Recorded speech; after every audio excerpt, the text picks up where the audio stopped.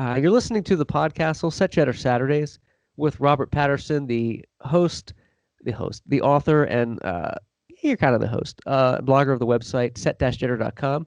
We're going to be jumping into something very exciting tonight. We're going to talk about our first reactions of Stephen King's The Stand on CBS All Access. So, Robert, what are your takeaways from the pilot episode? Stand 2.0, I guess we'll call it, since there was Stand 1994 as well. But 2.0. right off the bat, and I've seen some other critical pieces about that. I don't like the back and forth. I like the linear aspect of storytelling, and I don't like this. We start somewhere and then we go back 5 months, and then we go up, a year, and then back another 3 months, and it's kind of back and forth.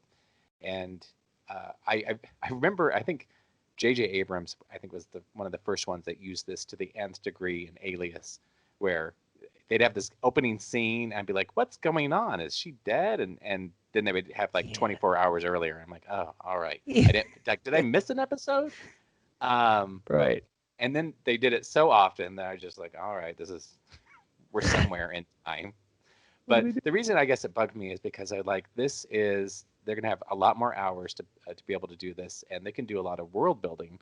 And the reason the Stand novel, I think one of the reasons it worked so well, especially the first half of it, was this building of the pandemic and what was happening wave by wave. And yes, I remember they talked about the second wave, the first wave that killed people through the Captain Trips, and then they talked about a second wave of people that didn't die by Captain Trips but died because there was no people around and they ran out of water, and they all these kind of different things for the second wave of losing the population. And I feel like that's all just gonna be gone, kind of gloss that over.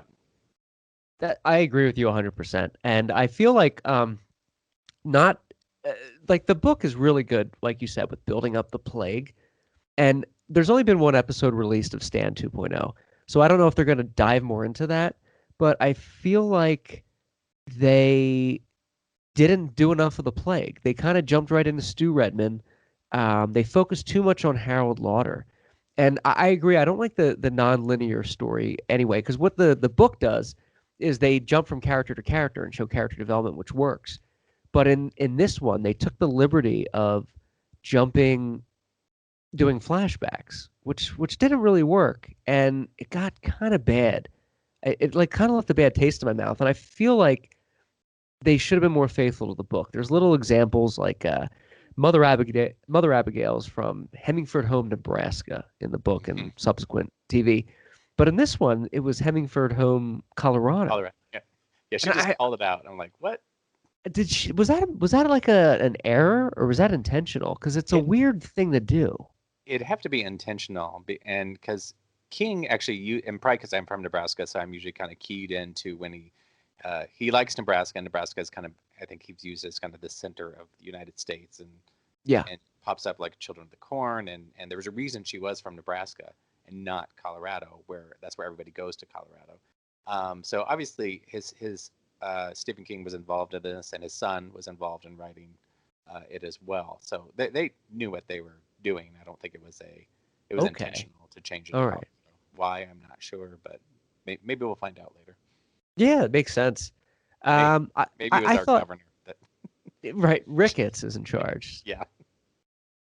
Don't wear your mask, says Ricketts. No, nobody would have survived in Nebraska. They're like, yeah, she needs to be from Colorado. That's what it was. Like, just throw her in a blue state that they have like a hold on this curve a little bit better. Just throw them in there. Where marijuana is legal. Yeah, legal marijuana states, and that's where she needs to be from. Right, yeah, Rocky Mountain High. Just throw her in there.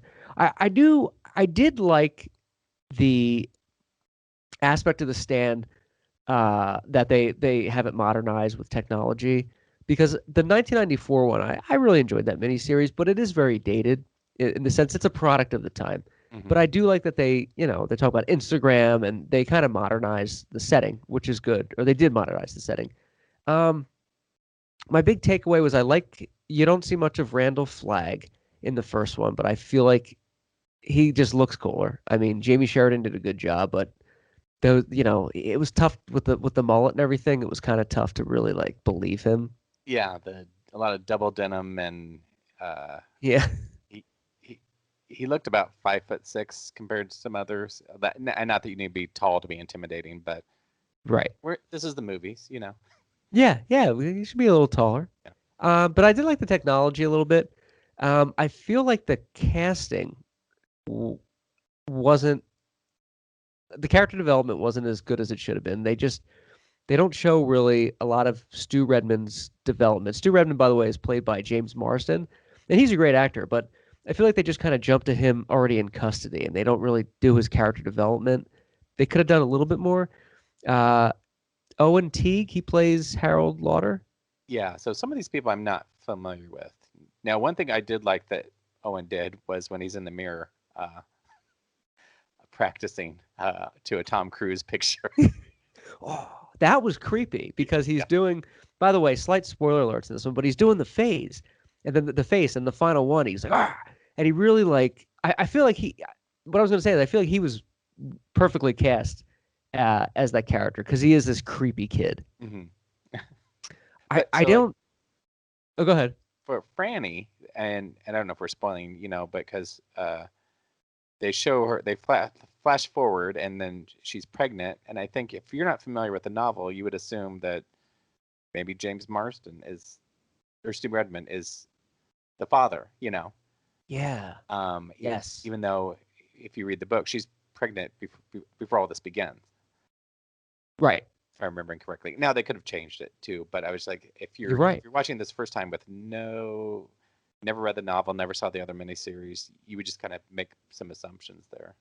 Yeah, you're right. She was pregnant in the novel before, and I'm very curious to see if they make it like his in this or however they do that because they don't. Well, she probably was pregnant before because she did allude to her dad, like, I got to talk to you about something. It can Yeah. wait. So who knows? But I felt like the actress, she's 22. She's a perfect age for that. But I felt like she looks a little too young to be dating James Marsden. He looks kind of like her dad Yeah, he actually probably is her, what would be her dad's age. because he is like probably in his mid 40s at this Yeah, point. he's been around, so probably so. And Molly Ringwald played her in the original, Yeah. and I think Molly kind of brought the right amount of, because Franny's not all that likable either in novel or No. movie, and um, so I thought Molly was probably perfect because you see her and you bring Claire from Breakfast Club, and she kind of has these Yeah. personality traits that kind of come along with her that kind of fit with Franny, and it was also kind of a shorthand that you kind of knew who Franny was just by looking at Molly Ringwald.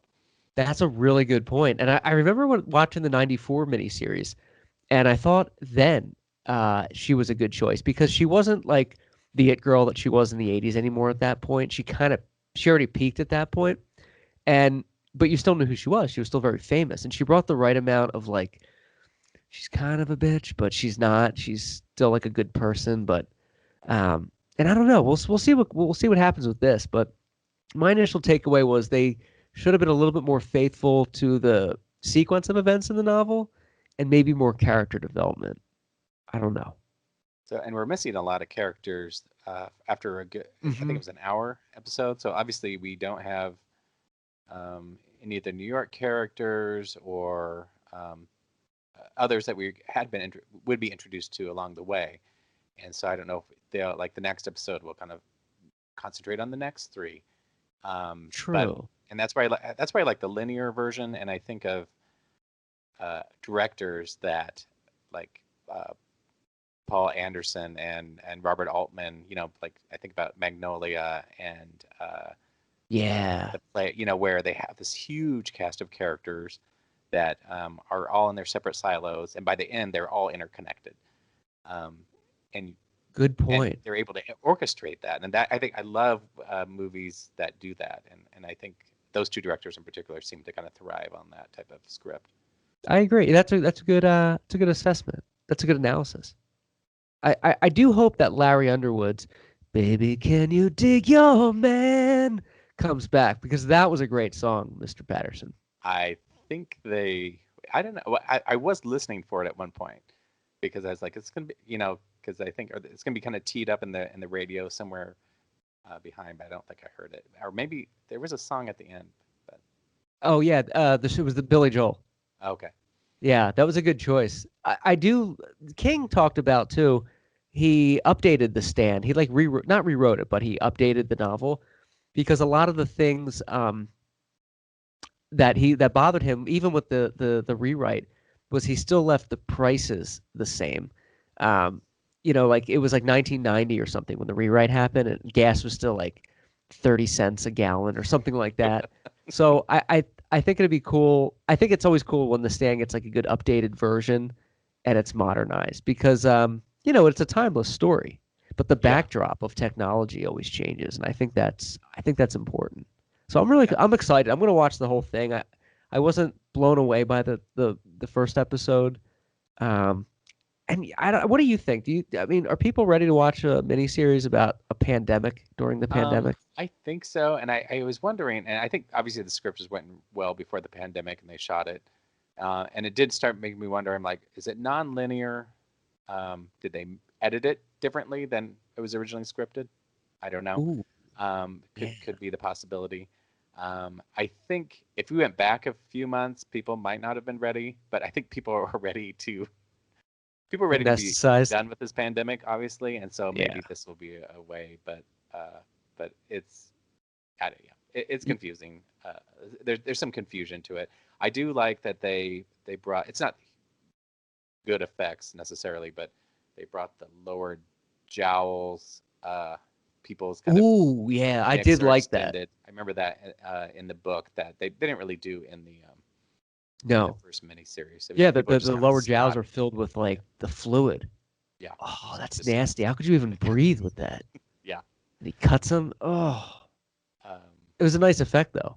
Yeah, and and I like kind of some of these one-offs, which the miniseries did too. So this one had J.K. Simmons in more or less a one-scene role, and I remember the original miniseries had that as well. I think Ed Harris he had a couple scenes.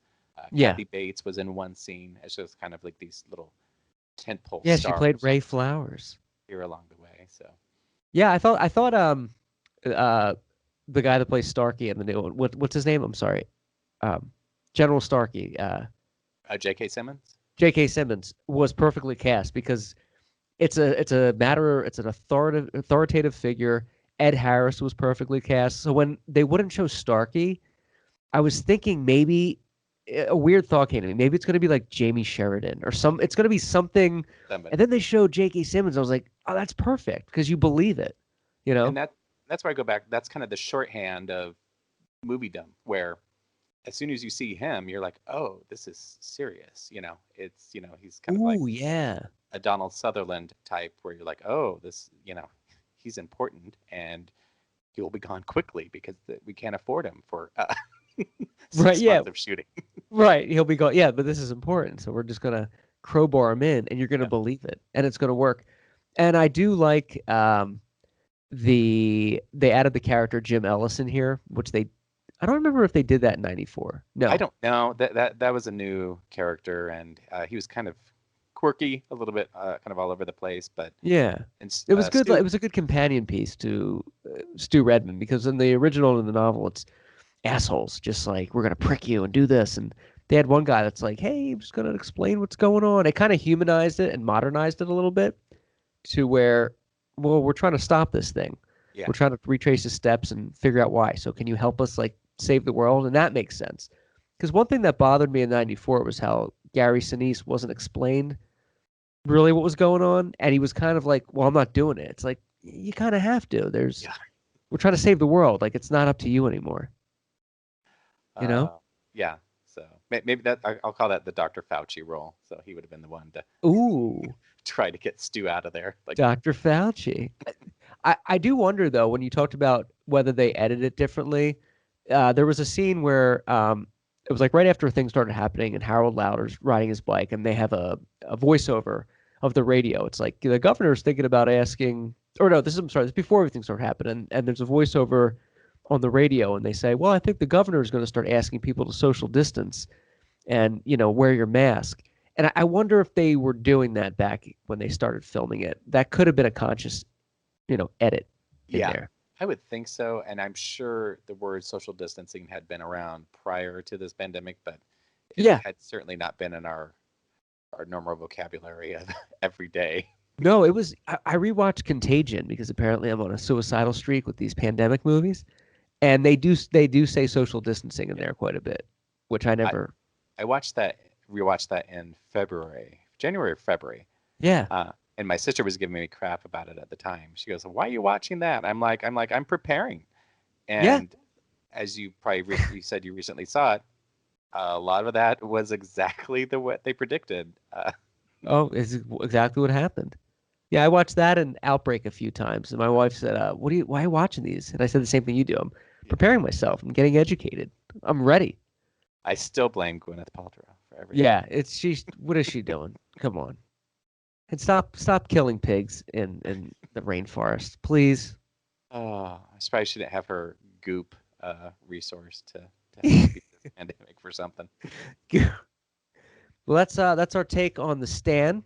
I'm excited to revisit this, Robert, and see like how this all plays out.